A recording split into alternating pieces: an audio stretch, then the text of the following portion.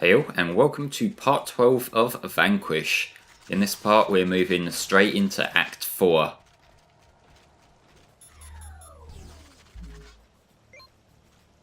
Can you see the building in the distance?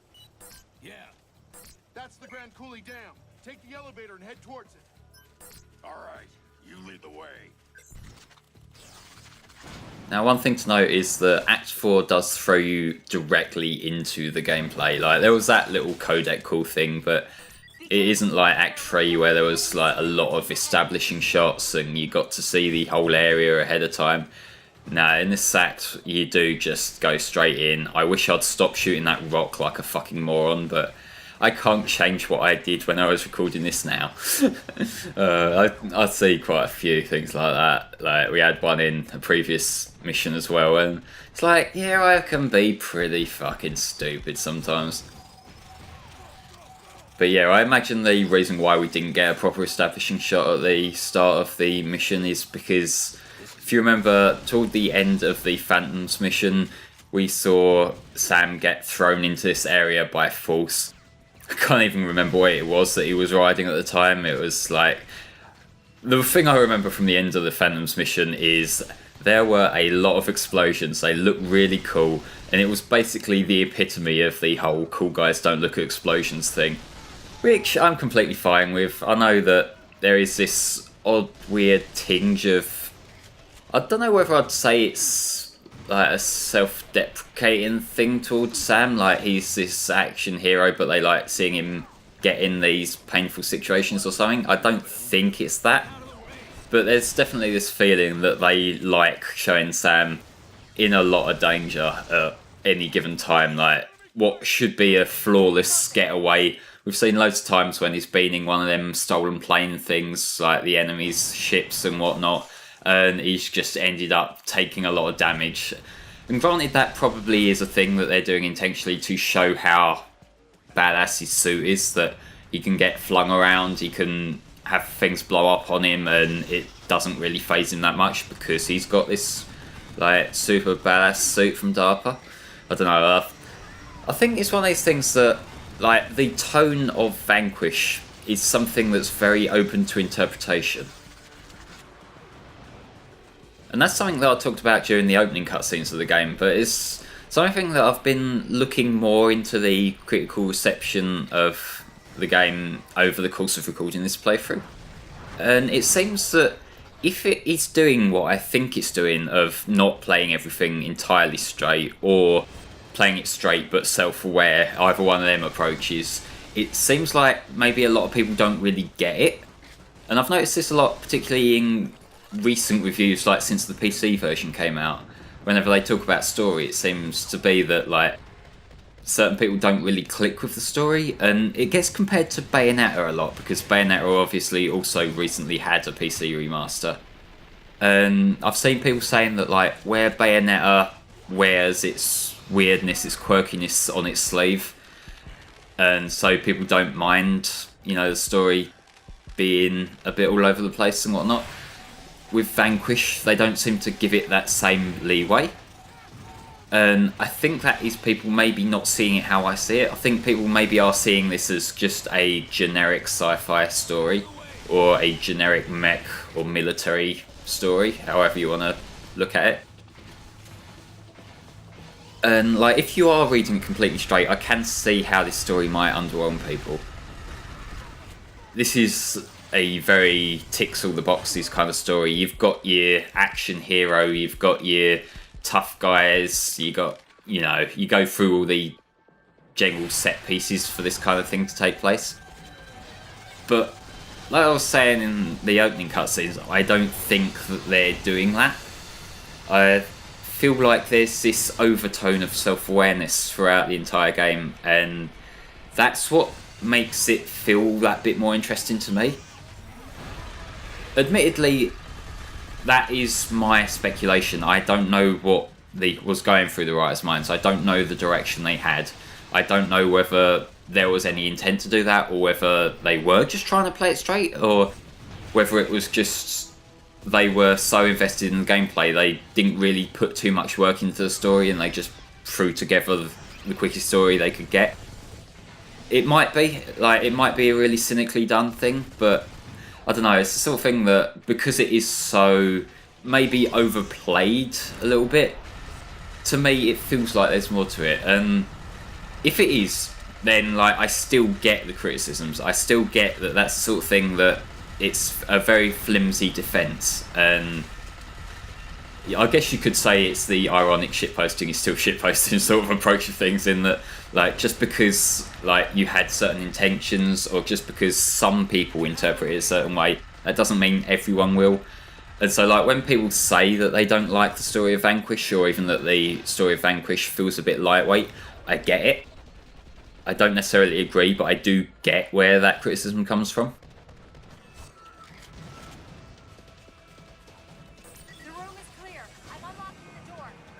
And that's something that I've personally had to sort of come to terms with in recent times, that just because I don't necessarily agree with certain critique, whether that be positive critique or negative critique of something I like or dislike, sometimes you can just put yourself in the mindset of the critic and think that like maybe I don't agree with their stance here, but I can see what went through their mind to come to this conclusion.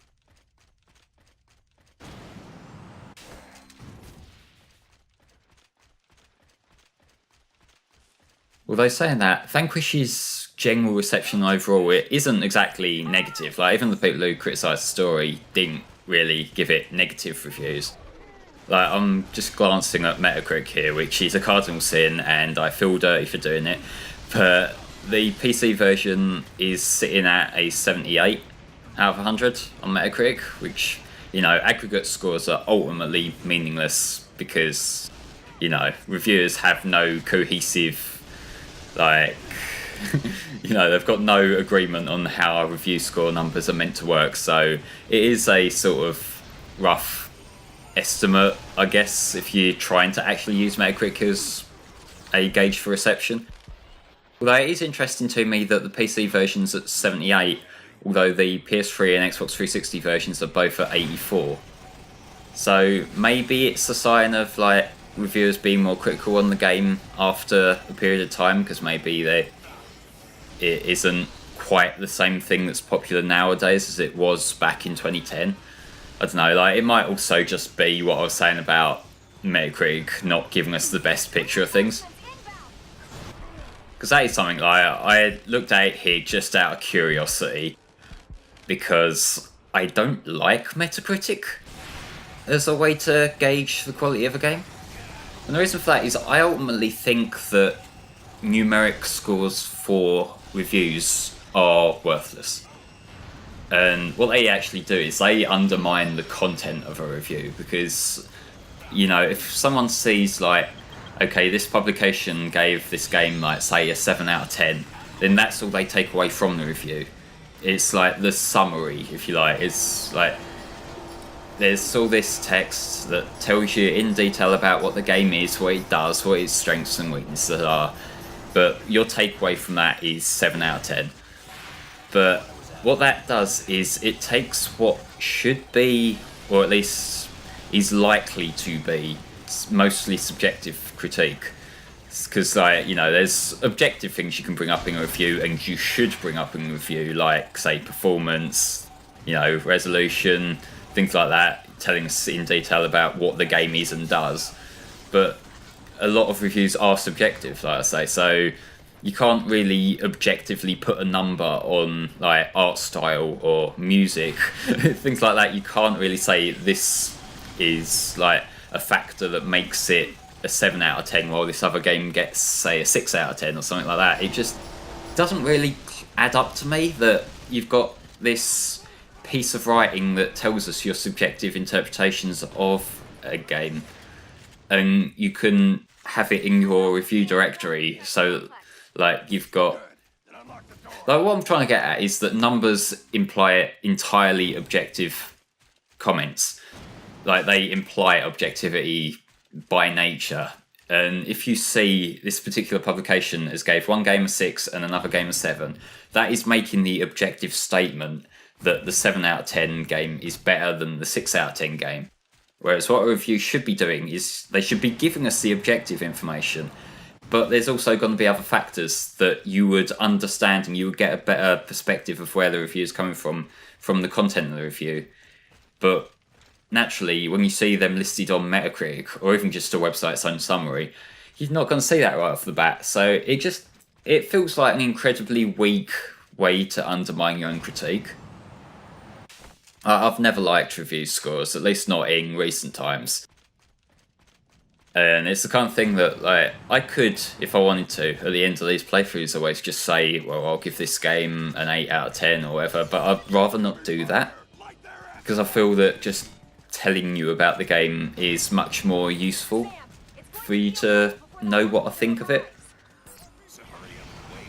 And yeah, that is a bit of a rant I've been holding in and waiting for an opportunity to vent about for a long time, so sorry if that kind of came out of nowhere, but I don't know, when I'm looking through reviews, I kind of have quite high expectations for criticism of games, or even just like critique in general. That can be positive critique as well as negative critique, because ultimately what it's meant to do is to give an audience an idea as to whether that particular purchase would be right for them. So you want to be as informative as possible, and in terms of any subjective factors in it, to be clear as to what has influenced that, really. Like, that's the sort of thing where it becomes a bit questionable when you get companies becoming a bit buddy-buddy with news outlets as well, but that's its own argument for another day, I reckon. But a lot of this comes from the fact that, and this is something, I'm rambling off topic, but like, we've got a lot of stuff we've seen a lot before, like picking off loads of gorges and that. But what I did in college, I studied journalism. I'm not a journalist now. It's like my anxiety kind of became overwhelming, and there's no way I could be going out interviewing people, you know, asking people questions or stuff like that with my state of mind. It just doesn't happen. But like, I'm qualified in that. I have my NCTJ, and the reason why this stuff sticks out to me is because I have that knowledge behind me. Like, I can see all the things that, like, I know how the editor's code works. I know how, like, in TV, how Ofcom works, and like, there's all these laws and that. And when you study stuff like that, you start to realise exactly why this stuff's important.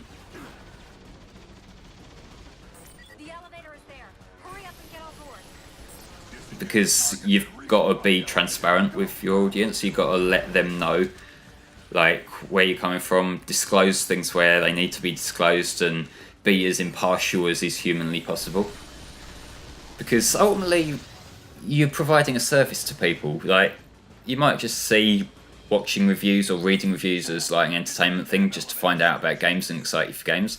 But really, people do make purchasing decisions based on what people tell them, and even like word of mouth now. It's like why I try to be transparent with these Let's Plays, because a lot of people nowadays tend to watch gameplay videos, and like, I know I certainly do. I know there's been a lot of times when I've just seen people play games that I would never have touched otherwise, but I've just thought, hey, this game looks cool. Like, all the artsy games really that I play, and I don't mean artsy as a derogatory thing, but like, I never would have gave them a second glance a few years ago. Like, even the story stuff, like, you know, the David Cage games, the Until Dawns, even like the Chinese Room stuff, Everybody's Gone to Rapture, DRS and stuff like that. For the longest time, I was the kind of guy that I was comfortable in my own little box of platformers, and basically that's it. Whereas, because I've had these impartial videos that I've seen of people just giving their sincere thoughts, and it's kind of intrigues me into it. So yeah, that's just my little spiel as to why I kind of feel this kind of stuff's important.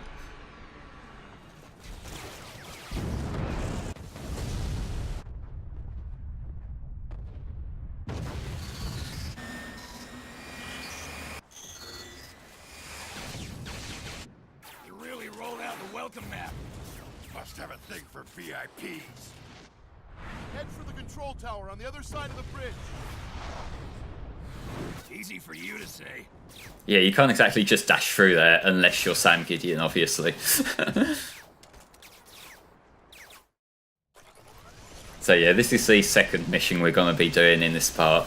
Brink. This one, it's one where we'll be seeing an old friend of ours, an old boss friend of ours later on in this mission, but for now we've got more of these guys, you know, the knot gorges, the flying gorges. And funny little story about that part, like a couple of parts ago when I was talking about like the battle strategy and that I usually use. In my first take of that, I got the gorges, that's the red enemies, confused with the bogies, which was the boss from the end of Act 1. They've just got similar names, and I ended up having to redo so much of that part just because that was the one part where I decided to go in depth about like my approach to fighting the guys, approach to taking on the hordes of enemies, and I managed to repeatedly refer to the gorges as bogies. So yeah, I hope you guys enjoyed part 10, because that took me a lot of work to clean up after the fact, to change all the parts where I called them the wrong thing.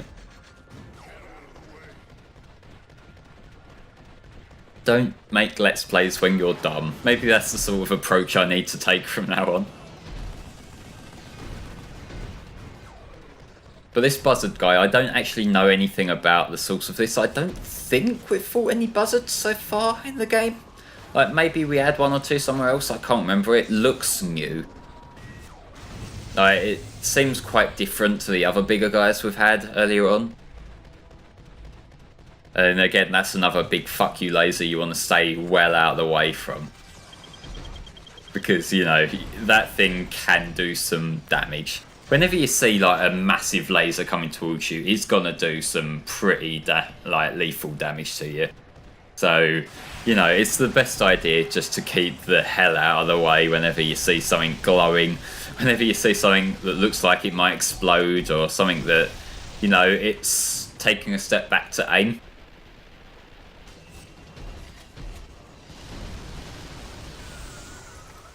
Now, something I brought up in an earlier part that I think I might as well go into a bit more detail about now is I mentioned this game's achievements, which I've since actually had a little glance through, and there's not really many overly amazing, like fascinating achievements, at least not the ones that you can see. I know they tend to lock away certain achievements. But there is one for the Pangloss statues, which is that thing I'm shooting at right now. That is a Pangloss statue. And there are some of them hidden all over the place. If you get all of them, if you find them all, then there's an achievement for that. So if you're the kind of person who likes looking for secrets, then maybe looking for them is something that you might have some fun doing. For me, I'm not that kind of player. I'm the get on with the plot kind of player. I want to shoot the guys, I want to progress. So it's the kind of thing that if I'm going to replay levels from this, which I probably will end up playing Vanquish a lot later down the line, just replaying it because there are a lot of fun sections. I can see it being the sort of thing where I just go to the individual missions that I had fun with in particular and just replaying them a lot. But like, the option's there, and it's cool that they have little hidden secrets like that. So, you know, it's cool there, and it's cool that you do get an achievement with like getting all of them, because then that's like that incentive to do it.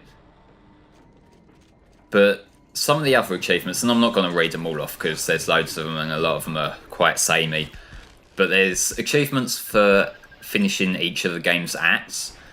Like Act 1's achievement is called Space Normandy.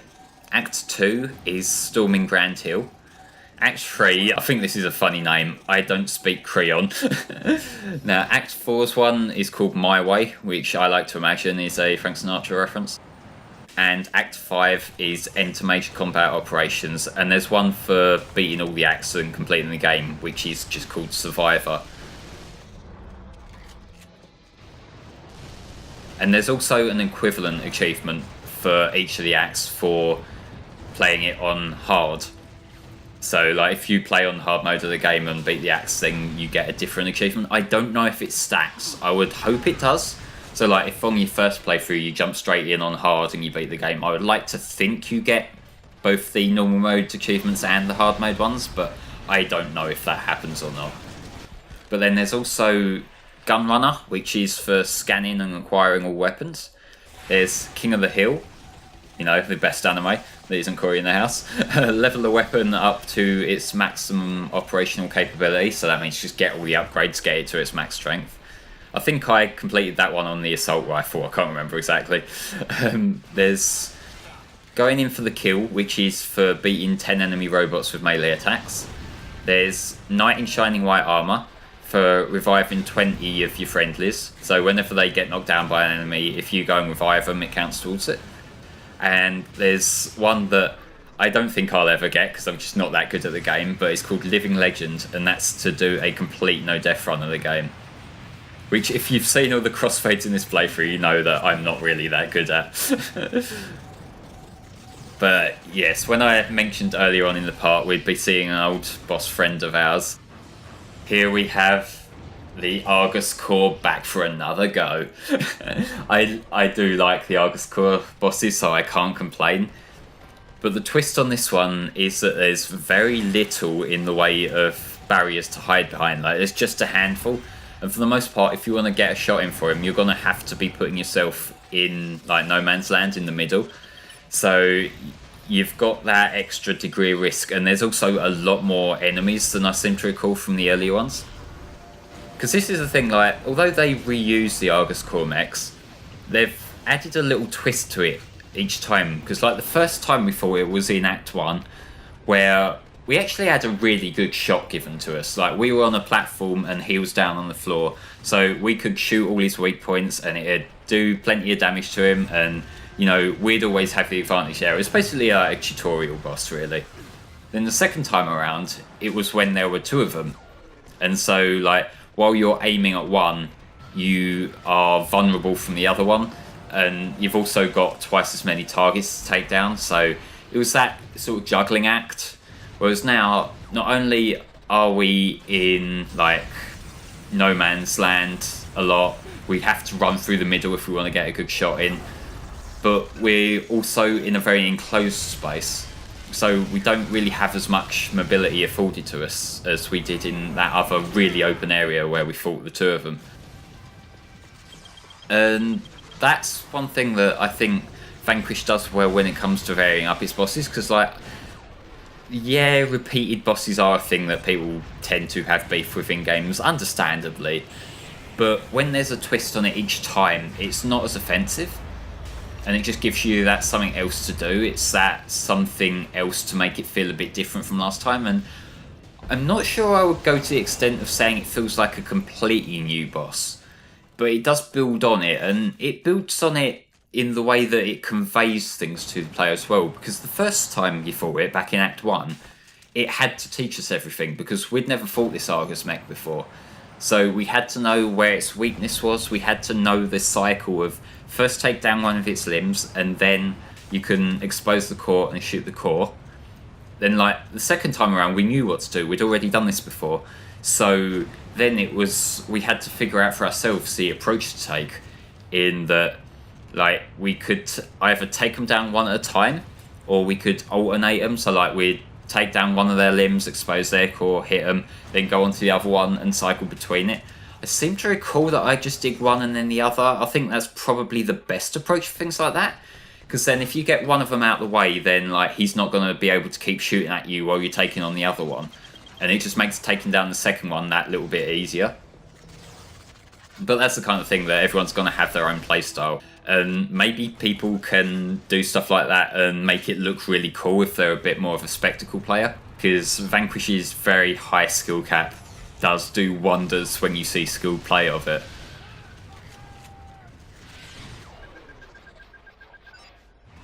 But the one downside after fighting the Argus mech is it now makes these Scorpion dudes feel a little bit underwhelming by comparison. Because we've took down this motherfucking Colossus mech, and now it's like some Scorpions. Although, saying that, don't underestimate these. Because, like, they can jump around pretty quickly, and they also obscure their weak points a little bit. Like, I don't know whether I was hitting him properly there. It looked like a bit of his leg was in the way, which is shielded. And in a way, they remind me a bit of... Is it Blade Wolf, the guy from Metal Gear Rising? because he's got a similar sort of thing. I always remember having trouble with him because I didn't get that far in Rising, but I remember getting up to him, and I always found it quite hard to dodge his attacks because like he'd ram at you from off screen and he'd slash you with like the blade on his tail. And so it's the sort of thing that there's probably a very specific strategy to taking him down that I just didn't clock onto because I'm dumb. And I do intend to give Metal Gear Rising another shot at some point because I remember it being a fun game and I remember it having a lot of action which really did appeal to me. It's one of them games that I just sort of dropped for reasons that I don't really know. Just got distracted by other games, I imagine. But I do love me a spectacle game, and it's also one of the reasons why, although I'm really bad at Devil May Cry, I can appreciate what those games do. Like, they're not platinum there, but they're games where you can do a lot of cool stuff, and I've seen the cool stunts that people do, like in 4 and some of the other games as well. Like, I know 3, there's a lot of cool stuff you can do as well. And so you're seeing people get all these sick combos and flinging enemies in the air and jumping down on them, like slamming the sword down. You could sort of do that to a degree in the DMC reboot, which the DMC reboot I love. It's one of my favourite games, but it's a kind of different approach to the stylish action game. But ladies and gentlemen, I'll see you next time for more Vanquish. Bye bye for now.